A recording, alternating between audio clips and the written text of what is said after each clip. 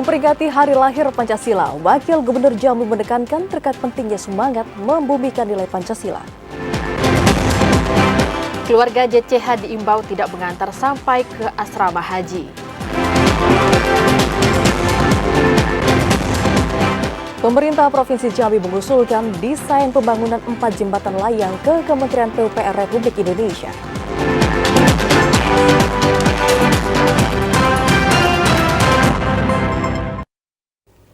Selamat sore pemirsa, hari ini Sabtu 1 Juni 2024. Jambi hari ini hadir kembali menyapa Anda dengan beragam informasi aktual dari Provinsi Jambi. Ya, dan selain 3 topik utama tadi, redaksi kami juga telah menyiapkan sejumlah informasi penting dan menarik lainnya untuk Anda. Bersama saya, Kerana Utari. Dan saya, Vidya Francisca. Inilah Jambi hari ini selengkapnya.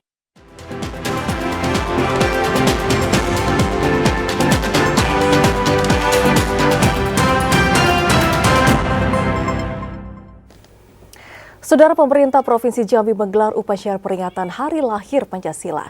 Dan melalui peringatan kali ini diharapkan dapat menumbuhkan dan juga menguatkan jiwa Bhinneka Tunggal Ika sebagai dasar bernegara untuk bisa mengisi pembangunan.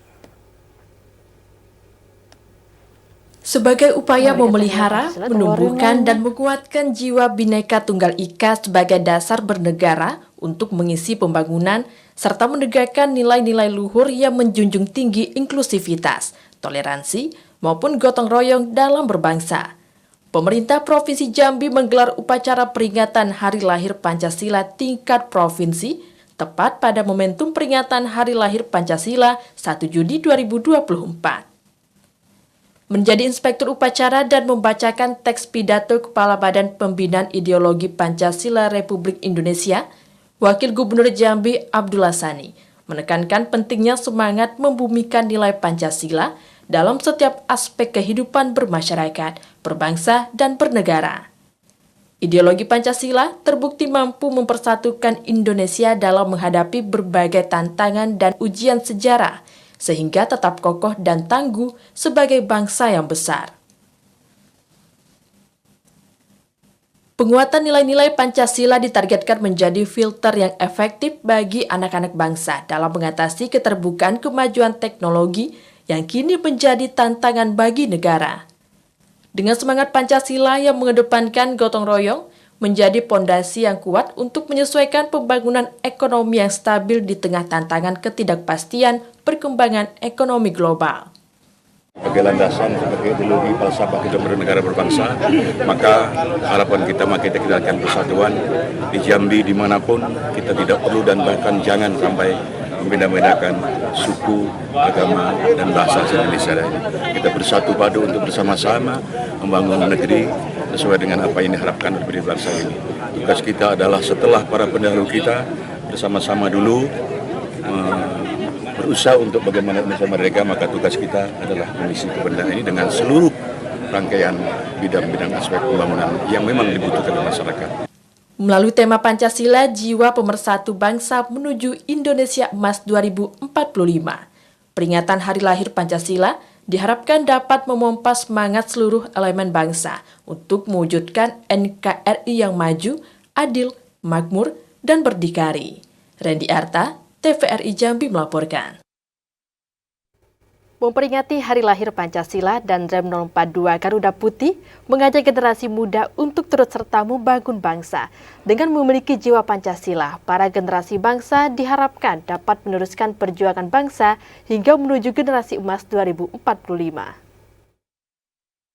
Memperingati Hari Lahir Pancasila yang jatuh pada tanggal 1 Juni 2024, dan Rem 042 Garuda Putih Brigjen TNI Rahmat mengajak seluruh generasi muda untuk turut serta membangun bangsa.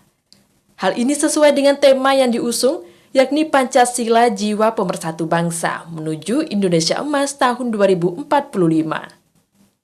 Dengan memiliki jiwa Pancasila, diharapkan para generasi bangsa dapat mengenang jasa para pahlawan yang telah memperjuangkan kemerdekaan bangsa Indonesia dari tangan penjajah, lalu menjadi motivasi untuk menjaga kesatuan dan persatuan NKRI, serta turut andil dan berperan aktif membangun negeri. Dengan kelahiran Pancasila ini dijadikan momen untuk mengenang, menghormati dan menghargai para pahlawan yang telah berjuang mendirikan negara kesatuan Republik Indonesia ini. Pancasila sebagai pemersatu bangsa, tentu sebagai generasi muda, maknanya adalah sebagai dasar negara, juga sebagai landasan berpikir dalam kehidupan masyarakat. Pancasila bagi bangsa Indonesia merupakan dasar negara untuk mengatur pemerintahan dan penyelenggaraan negara. Pemerintah terus berupaya mensejahterakan rakyat, sesuai dasar dari Pancasila itu sendiri, yakni berdasarkan kepada ketuhanan yang Maha Esa, kemanusiaan yang adil dan beradab, persatuan Indonesia, kerakyatan yang dipimpin oleh hikmat kebijaksanaan dalam permusyawaratan perwakilan, serta keadilan sosial bagi seluruh rakyat Indonesia. Aisyar, TVRI Jambi melaporkan. Saudara, Pancasila sebagai dasar negara mempresentasikan nilai luhur yang mengakar kuat dalam kebudayaan Nusantara. 5 sila dalam Pancasila tentunya merefleksikan kebijaksanaan leluhur bangsa. Lalu bagaimana pengalaman 5 sila dalam Pancasila? Saat ini kita akan berbincang dengan salah seorang pengamat sosial Jambi yang sudah bergabung di program Jambi hari ini melalui line Zoom. Selamat sore Bang Bahren Nurdin, apa kabar Bang?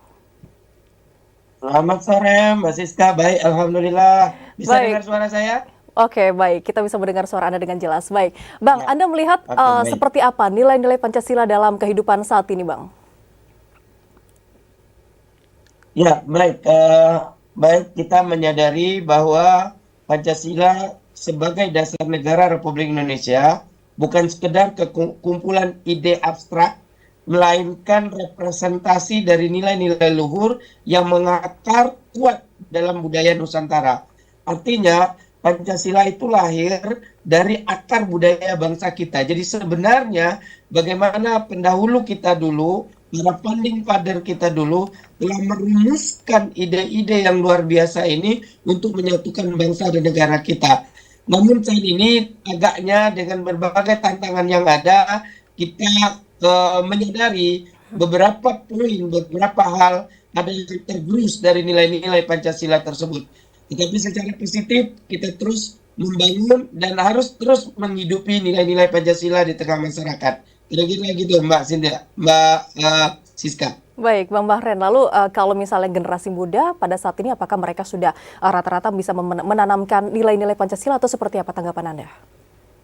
Ya, ini yang perlu kita menjadi perhatian kita semua saya rasa, karena desain kurikulum kita hari ini, kita anak-anak didik kita hari ini sedikit sekali mendapat asupan tentang nilai-nilai Pancasila ini sejak terjadi beberapa perubahan kurikulum. Sementara menurut saya nilai-nilai Pancasila ini harus masuk ke dalam desain kurikulum kita. Maka di beberapa poin kita melihat anak-anak muda kita hari ini sudah banyak ya yang tidak lagi menerapkan nilai-nilai Pancasila. Salah satu contohnya adalah bully misalnya. Bully itu tidak boleh terjadi kalau mereka menerapkan nilai-nilai Pancasila, sila kedua, kemanusiaan yang adil dan beradab, ketuhanan yang Maha Esa misalnya. Ada nilai-nilai di dalamnya. Nah, kenapa bully marak terjadi hari ini? Menurut saya salah satu poinnya kita kehilangan nilai-nilai Pancasila yang ada di sana. Baik, nah pada hari lahir Pancasila hari ini Bang, apa pesan Anda untuk generasi muda biar kedepannya bisa menanamkan nilai-nilai Pancasila Bang?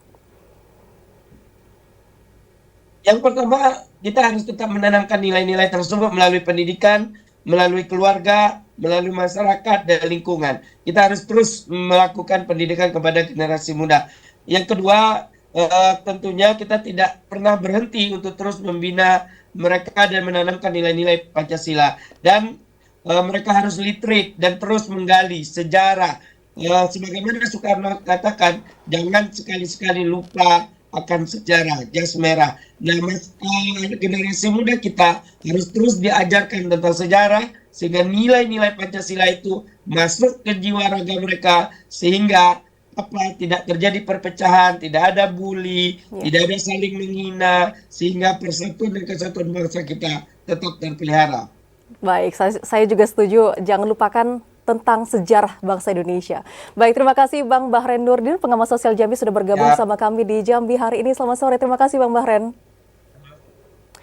Baik saudara, kita ke sorotan lainnya. 5 sila yang terkandung dalam Pancasila mempresentasikan nilai luhur yang mengakar kuat dalam kebudayaan Nusantara. Dan tentunya pada peringatan hari lahir Pancasila hari ini menjadi salah satu upaya untuk bisa merawat anugerah Pancasila sebagai dasar negara.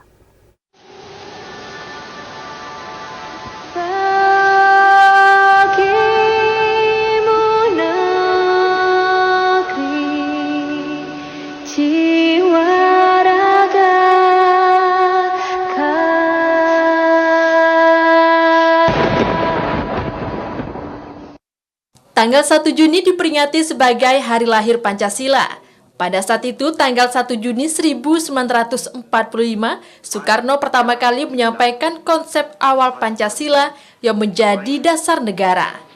Panca artinya 5, dan sila artinya prinsip atau asas. Kelima sila tersebut merefleksikan kebijaksanaan leluhur bangsa Indonesia dalam menata kehidupan bermasyarakat yang harmonis dan beradab. Pengamat sosial Jambi, Bahren Nurdin mengatakan, setiap sila dalam Pancasila tidak hanya menjadi dasar negara, tetapi telah menyatu dengan budaya dan kehidupan sehari-hari bangsa Indonesia, termasuk di Provinsi Jambi.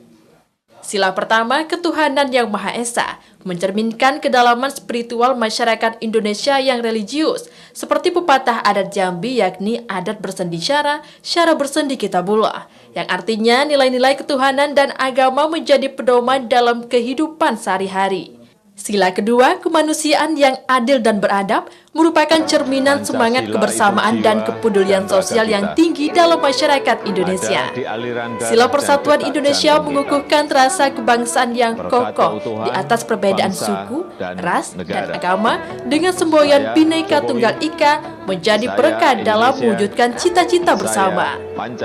Semangat gotong royong sebagai nilai budaya yang sangat kuat menunjukkan bagaimana masyarakat Indonesia selalu siap bekerja sama, membantu tanpa memandang perbedaan, serta selalu mengutamakan musyawarah untuk mufakat. Ini tercantum dalam sila keempat, yakni kerakyatan yang dipimpin oleh hikmat kebijaksanaan dalam permusyawaratan perwakilan. Dan sila kelima, keadilan sosial bagi seluruh masyarakat, mencerminkan cita-cita untuk mewujudkan masyarakat yang adil dan makmur. Peringatan hari lahirnya Pancasila hendaknya menjadi momentum untuk terus memperkuat pengamalan nilai-nilai Pancasila dalam kehidupan sehari-hari. Tim redaksi TVRI Jambi melaporkan.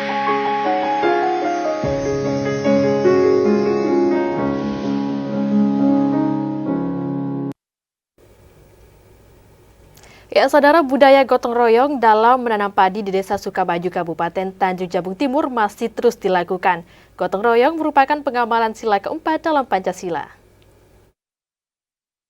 Pancasila merupakan dasar negara Indonesia yang juga dijadikan sebagai pedoman hidup setiap masyarakat Indonesia.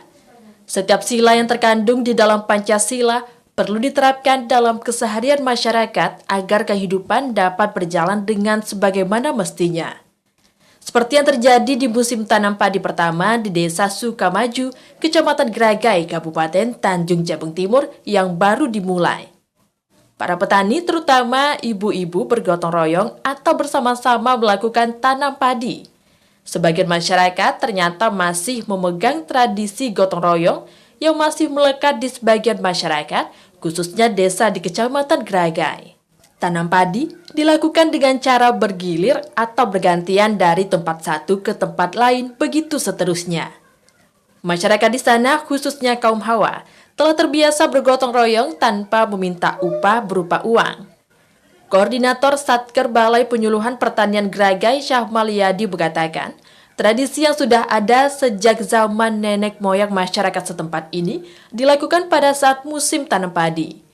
Biasanya penanaman ini dilakukan antara 8 hingga 10 orang yang memiliki kedekatan, seperti kerabat, keluarga, lokasi sawah, dan sebagainya. Penentuan sawah yang akan ditanami padi dilakukan secara musyawarah. Pada saat panen padi nantinya, budaya gotong royong ini masih terus dilakukan. Untuk di Kecamatan Gragai, itu ada luas lahan 280 hektar. Itu terdiri dari 3 desa. Yaitu Desa Lagan Ulu, Desa Sukamaju, dan Desa Kota Baru. Untuk yang paling luasnya di desa mana, Pak? Untuk yang paling luas itu di Desa Lagan Ulu. Desa Ulu. Lagan Ulu itu ada 170 hektar. 170 hektar. Itu berapa kelompok tani, Pak? Untuk kelompok tani yang untuk di Lagan Ulu yang khusus untuk yang mengelola tanaman pangan itu lahan padi itu ada 6 kelompok.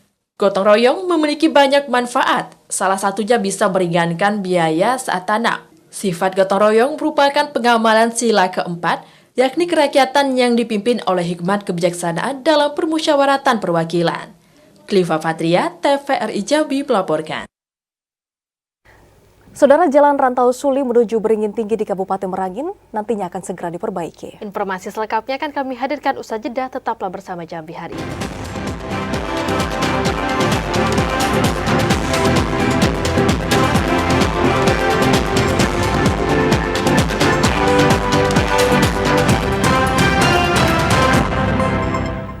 Terima kasih saudara, Anda masih menyaksikan Jambi hari ini dalam segmen informasi seputar Haji 2024.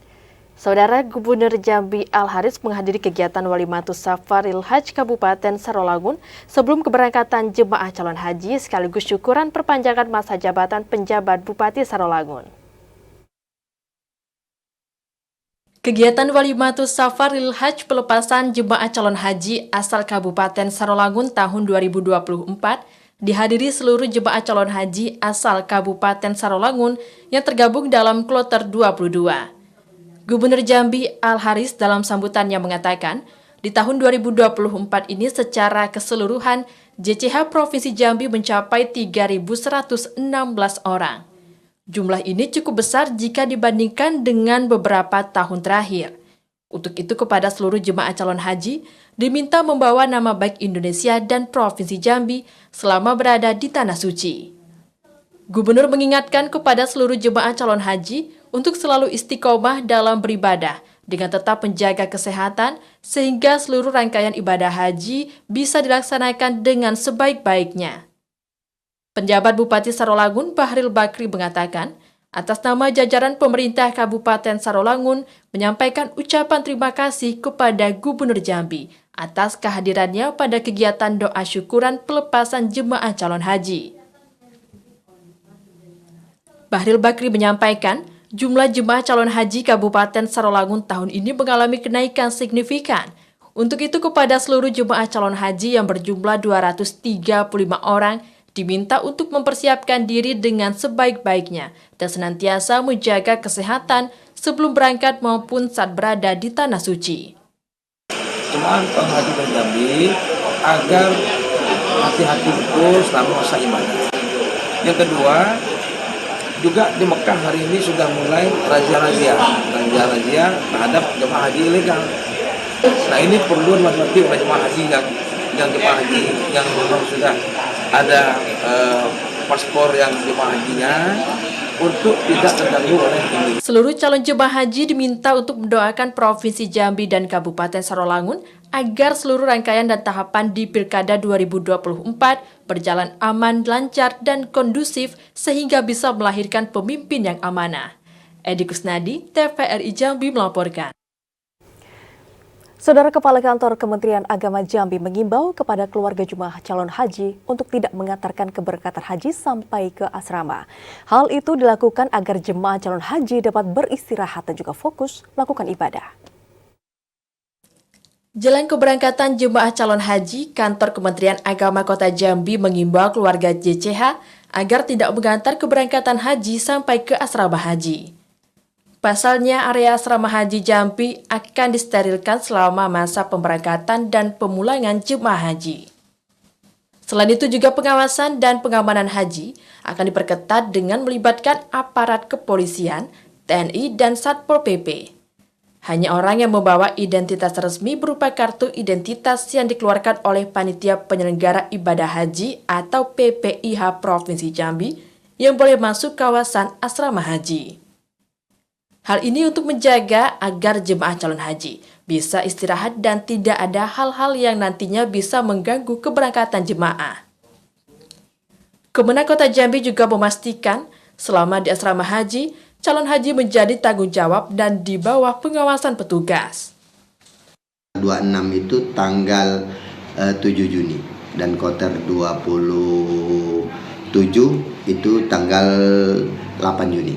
Sekali lagi kami menghimbau kepada para jamaah calon tamu Allah untuk tidak mengantar, bagi pengantarnya ya, yang keluarganya mengantar jamaahnya, keluarga itu hanya batas kantor wali kota, tidak ke asrama haji, karena di asrama haji itu area yang sudah dikelirkan oleh aparat, oleh pemerintah provinsi, khususnya dari kawan-kawan Polri dan TNI. Kloter pertama keberangkatan calon haji Jambi mulai masuk asrama pada 2 Juni 2024 besok untuk kloter BTH 22 dari Kota Jambi dan Kabupaten Sarolangun. Yogi Ramadhani, TVRI Jambi melaporkan. Sebanyak 205 jemaah calon haji di Kota Jambi yang tergabung dalam kloter BTH 22 akan masuk asrama haji pada 2 Juni besok. Informasi selengkapnya akan disampaikan kontributor TVRI Jambi Yogi Ramadhani. Selamat sore Yogi. Yogi, ada berapa kloter BTH di Kota Jambi dan berapa jumlah jemaah? Baik, dapat saya laporkan saat ini para jamaah calon haji tengah bersiap melakukan untuk memasuki asrama haji sebelum diberangkatkan untuk melaksanakan ibadah haji. Besok 2 Juni 2024 sebanyak 205 jamaah yang tergabung dalam kloter 22 ini, para jamaah akan berkumpul di kantor Wali Kota Jambi yang nantinya akan dilakukan pelepasan bersama pemerintah dan Kemenak Kota Jambi. Di asrama haji ini besoknya untuk para jamaah melakukan beberapa kegiatan, yakni dari melakukan manasik haji dan dilakukan pengecekan kesehatan yang akan dilakukan berangkat ibadah haji pada besoknya tanggal 3 Juni 2024. Sedangkan untuk Kemenak Kota Jambi juga mengimbau agar para keluarga untuk tidak mengantar para jamaah sampai ke asrama haji. Pasalnya area asrama haji ini akan disterilkan. Selain itu juga aparat keamanan akan disiagakan. Hal itu guna untuk para jamaah dapat beristirahat dan tidak terjadi hal-hal yang bisa mengganggu keberangkatan para jamaah. Sementara itu, saat ini saya sedang berada di asrama haji yang dimana terpantau di saat ini lokasi asrama haji saat ini terpantau sepi, namun para panitia tengah bersiap seperti melakukan membangun tenda dan menyusun kursi. Demikian Hairani. Baik, lalu bagaimana dengan JCH? Apa yang dilakukan JCH di asrama haji sebelum berangkatkan ke Tanah Suci, Yogi? Baik, untuk para JCH ini akan dilakukan di asrama haji, dilakukan salah satunya yakni melakukan manasik haji dan pengecekan kesehatan. Demikian Harani.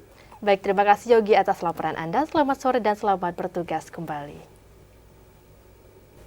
Informasi lainnya, Saudara, pemerintah Provinsi Jambi mengusulkan desain pembangunan 4 jembatan layang ke Kementerian PUPR Republik Indonesia. Usulan pembangunan infrastruktur tersebut untuk mengatasi persoalan kemacetan di wilayah Kota Jambi. Pemerintah Provinsi Jambi kembali mengaktifkan wacana pembangunan jembatan layang untuk mengatasi persoalan kemacetan di sejumlah titik di wilayah Kota Jambi. Tak tanggung-tanggung, pemerintah provinsi mengusulkan desain pembangunan 4 jembatan layang ke Kementerian PUPR Republik Indonesia berdasarkan kebutuhan masyarakat. Gubernur Jambi Al-Haris menjelaskan, 4 usulan tersebut yakni jembatan layang Simpang 4 Mayang yang menghubungkan Tugu Juang menuju STM Atas. Selanjutnya jembatan layang Pasar Angsuduo yang menghubungkan kawasan Masjid Agung Al-Falah dengan Ancol. Kemudian jembatan layang di Simpang 4 Jelutung yang menghubungkan Jalan Gatot Subroto menuju Jalan Jenderal Sudirman. Sementara untuk jembatan layang keempat yang diusulkan ke Kementerian PUPR itu, yakni jembatan layang Simpang 4 Pal 10, mengingat kawasan tersebut padat lalu lintas setiap hari karena menjadi jalur utama penghubung antar daerah dan provinsi. Diharapkan usulan tersebut bisa segera ditindaklanjuti sehingga dapat menyelesaikan masalah kemacetan lalu lintas di Kota Jambi. Di Kementerian PU ada program flyover. Dan kita juga sudah lama sekali merancang flyover itu dari Simpang Mayang sampai ke Stasiun Duo ini kan. Nah, cuman dulu belum jadi. Nah, saya ketemu kepala balai sini, dia cerita, Pak, Bapak ada desain, sudah ada, kita sudah juga siapkan desain awal, oke. Nah, akhirnya saya ajukanlah ke Menteri, saya ajukan lengkap dokumen-dokumennya. Pemerintah Provinsi Jambi sebenarnya sudah merencanakan pembangunan jalan layang pada Simpang 4 Mayang sejak tahun 2014 lalu di masa kepemimpinan Gubernur Hasan Basri Agus. Namun belum terrealisasi karena berbagai kendala. Randy Arta, TVRI Jambi melaporkan. Terkait dengan infrastruktur, Saudara, perbaikan Jalan Rantau Suli menuju Beringin Tinggi di Kabupaten Merangin nantinya akan dilakukan dalam waktu dekat ini. Dan pada saat ini Dinas PUPR baru menyelesaikan proses pemenang tender paket pekerjaan tersebut. Satu persatu jalan rusak di Kabupaten Merangin segera dibenahi. Meski dengan keterbatasan anggaran, akses masyarakat di wilayah terluas nomor 2 di Provinsi Jambi tersebut akan diperbaiki menggunakan anggaran yang bersumber dari APBD, DBH Sawit, hingga DAK tahun 2024. Perbaikan mulai dilakukan di ujung wilayah barat negeri Tali Undang Tambang Teliti, yakni ruas jalan Desa Rantau Suli menuju Desa Beringin Tinggi.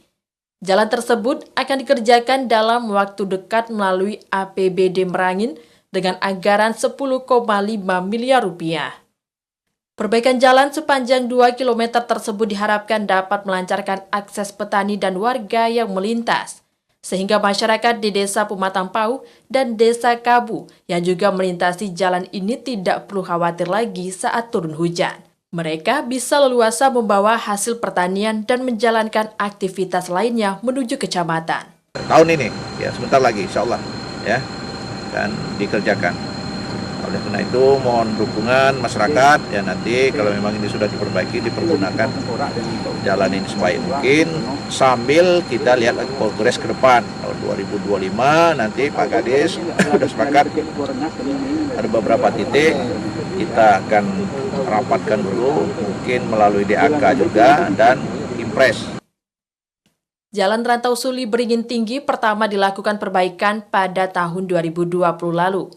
Pembangunan peningkatan jalan itu menggunakan APBD Merangin dengan nilai kontrak 2,5 miliar rupiah.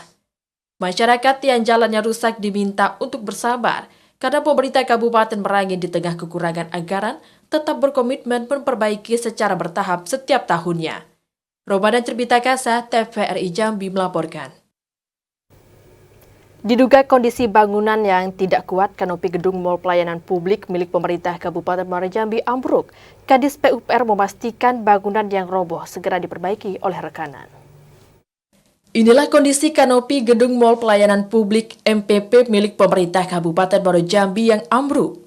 Peristiwa ini terjadi diduga akibat kondisi bangunan yang tidak kuat menahan derasnya hujan disertai angin kencang yang mengguyur wilayah setempat.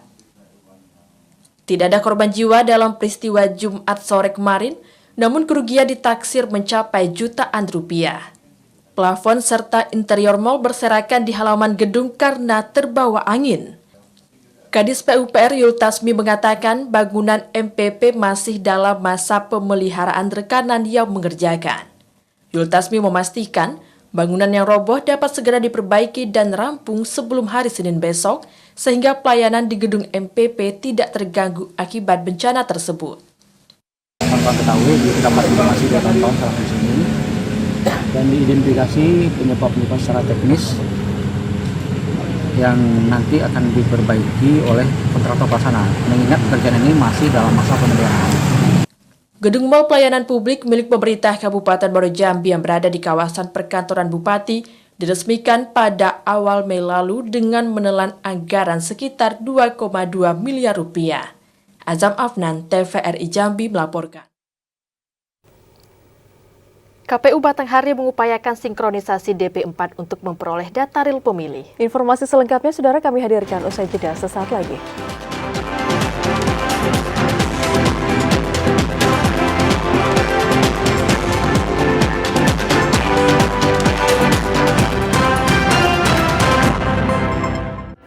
Anda kembali bersama kami di Jambi hari ini dalam segmen menuju Pilkada 2024. Saudara, KPU Kabupaten Batanghari saat ini telah menerima data penduduk potensial pemilih pemilihan atau DP4 dari Kementerian Dalam Negeri sebanyak 221.124 jiwa. Dan nantinya data ini akan disinkronisasikan untuk mendapatkan data real pemilih. Tahapan untuk mendapatkan jumlah daftar pemilih tetap DPT pada Pilkada serentak tahun 2024 ini akan segera dilakukan KPU Batanghari. Berdasarkan DP4 yang diterbitkan Kemendagri sebanyak 221.124 jiwa. KPU akan mengupayakan sinkronisasi terhadap jumlah pemilih melalui sistem pencocokan dan penelitian coklit yang dilakukan petugas Pantarli. Komisioner KPU Batanghari Hendri Handayani mengatakan, jika dibandingkan dengan DPT pemilu lalu terdapat selisih data, yakni berkurang 1.079 pemilih. Nantinya ada sejumlah tahapan yang harus dilalui dalam pelaksanaan coklit, mulai dari penyusunan daftar pemilih, pemutakhiran data pemilih, hingga penetapan daftar data pemilih tetap. Diprediksi hasil coklit ini akan mengalami perubahan data pemilih dari jumlah DP4 yang didapatkan dari Kemendagri tersebut. Hendri berharap nantinya petugas Pantarli dapat bekerja dengan maksimal dalam melakukan coklit agar data pemilih yang didapat akurat dan sesuai identitas pemilih masing-masing. Ade Juniawan, TVRI Jambi melaporkan. Jelang pelaksanaan Pilkada serentak pada November mendatang, naskah perjanjian hibah daerah NPHD untuk pengamanan Pilkada di Kota Sungai Penuh sebesar 2,4 miliar rupiah. NPHD pengamanan pemilu akan disalurkan ke Polres Kerinci dan Kodim 0417 Kerinci. Jelang pelaksanaan Pilkada serentak pada bulan November mendatang, TNI dan Polri akan menerima 2,4 miliar rupiah naskah perjanjian hibah daerah NPHD untuk pengamanan Pilkada. Jumlah tersebut akan terbagi dua, yakni NPHD pengamanan Pilkada ke Polres Kerinci sebanyak 1,9 miliar rupiah dan 526 juta rupiah akan disalurkan ke Kodim 0417 Kerinci. Kepala Badan Kesbangpol Kota Sungai Penuh, Eri Firmansyah mengatakan, anggaran NPHD untuk pengamanan Pilkada 2024 berasal dari APBD Kota Sungai Penuh yang nantinya akan disalurkan ke Polres Kerinci dan Kodim 0417 Kerinci secara satu tahap.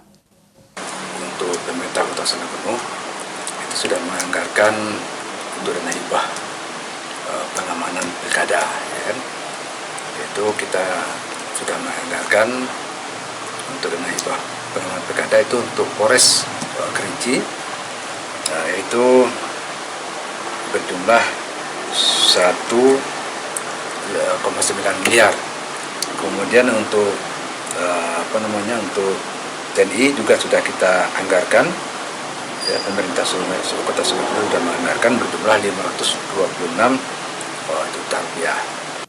Eri juga mengimbau kepada seluruh masyarakat Kota Sungai Penuh untuk menjaga keamanan dan ketertiban di lingkungannya masing-masing, sehingga Pilkada di Kota Sungai Penuh akan berjalan dengan aman dan tertib. Fahlan, TVRI Jambi melaporkan. Kita ke sorotan lainnya, Saudara. Terpidana kasus dugaan korupsi pengesahan RAPBD Provinsi Jambi, Poprianto, mengajukan peninjauan kembali atau PK ke Mahkamah Agung. Dan PK kali ini diajukan terpidana untuk bisa meminta keadilan setelah divonis 4 tahun kurungan penjara oleh Majelis Hakim di Pengadilan Negeri Jambi. Divonis Majelis Hakim Pengadilan Negeri Jambi dengan hukuman 4 tahun kurungan penjara dan didenda 200 juta rupiah. Seorang terpidana kasus korupsi pengesahan RAPBD Jambi, Poprianto, ajukan banding ke Mahkamah Agung melalui Pengadilan Negeri Jambi. Humas Pengadilan Negeri Jambi, Suwarjo, membenarkan adanya pengajuan peninjauan kembali oleh terpidana Poprianto. PK tersebut telah dikoordinasi Pengadilan Negeri Jambi ke Mahkamah Agung dan saat ini masih menunggu keputusan. Sebelumnya, M. Juber, Poprianto, Tartiniah, dan Ismet Kahar divonis bersalah oleh Majelis Hakim Pengadilan Negeri Jambi. Mereka divonis dengan pasal tindak pidana korupsi dan diduga telah menerima uang suap ketok palu dari perkara tersebut. Asyar, TVRI Jambi melaporkan. Angka kemiskinan di Kabupaten Batanghari terus mengalami penurunan. Meski belum signifikan, namun berbagai langkah-langkah untuk menekan angka kemiskinan di Batanghari akan terus dilakukan. Kepala Badan Perencanaan Pembangunan Riset dan Inovasi Daerah Batanghari, Ahmad Kurniadi mengatakan, sesuai data tingkat kemiskinan di Kabupaten Batanghari pada tahun 2023 lalu, sebanyak 28.350 jiwa. Jumlah ini sedikit mengalami penurunan bila dibandingkan pada tahun 2022 lalu yang mencapai 28.890 jiwa atau turun 0,18%. Meski penurunan kemiskinan ini tidak signifikan, namun hal tersebut diklaim cukup baik. Masih kecilnya penurunan angka kemiskinan dipengaruhi beberapa faktor, salah satunya tingkat perekonomian masyarakat yang masih belum stabil. Kedepan, pemerintah daerah akan konsisten dalam melakukan berbagai langkah-langkah untuk menekan angka kemiskinan di Batanghari. Pemerintah akan membuat program bantuan baik di sektor pertanian, perkebunan hingga bantuan modal UMKM agar tingkat pergerakan ekonomi masyarakat bisa lebih baik sehingga mampu menekan angka kemiskinan di Kabupaten Batanghari. Ade Juniawan, TVRI Jambi melaporkan. Saudara PJ Bupati Kerinci menghadiri acara literasi dan juga inklusi keuangan Bank Jambi. Informasi selengkapnya akan kami hadirkan usai jeda, tetaplah bersama kami.